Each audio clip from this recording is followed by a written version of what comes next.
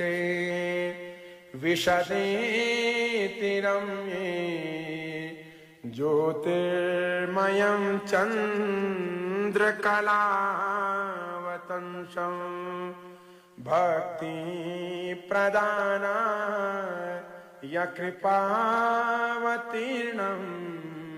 तं सोमनाथं शरणं प्रपद्ये तं सोमनाथं शरणं प्रपद्ये।